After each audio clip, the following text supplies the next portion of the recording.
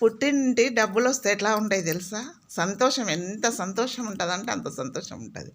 మా వదినమ్మ నాకు గాజులు 2000 2 జాకెట్ ముక్కలు పంపించినాక నాకు ఏమనిపించిందంటే, అబ్బా నా పుట్టింటి నుండి ఎంతో మనకెంతున్నా సరే కానీ వాళ్ళు ఇచ్చిన డబ్బులు మాత్రము భర్తను కానీ ఎవరిని కానీ మా వాళ్ళు డబ్బులు పంపించిన నువ్వెంత అని అంటాము.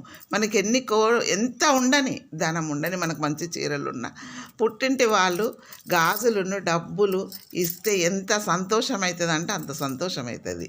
ఎందుకంటే నాకు ఇంత వయసు వచ్చినా మా వదిన గాజులు పంపించేసరికి మస్తు సంతోషపడిన. ఎందుకంటే అది నా పుట్టింటి నుండి వచ్చిన వస్తువు. మా ఆయన్ని కూడా అన్నా అనమాట, మా అన్న 2000 పంపించుండు, నీ చీర కొనుక్కోవాలి అని అడిగిన. అంటే నేను కొనిచ్చినన్ని పోయినాయా అన్నాడు. ఎంతైనా తల్లిగారింటి నుండి మనకి ఏ వస్తువు వచ్చినా పసుపు కుంకుమ కిందికి అది ఎన్నో కోట్ల ఖరీదు చేస్తుంది. అవునా కాదా?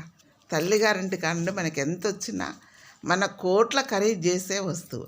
వాళ్ళు చల్లగా ఉండాలని మనం కోరుకుంటాం. అవునా కాదా? ఆడపిల్లలం ఇవ్వరు కానీ ఆలోచించండి అన్నలు. పుట్టింటి నుండి వచ్చిన చెల్లెకి ఎంతో సంతోషం అనిపిస్తుంది. ఇదే అబ్బా చాలు అనిపిస్తుంది. అన్నలందరికీ చెల్లగా నేను చెప్తున్నాను, ఎంతున్నా ఆశపడుతుంది ఆడపిల్ల. ఆలోచించండి.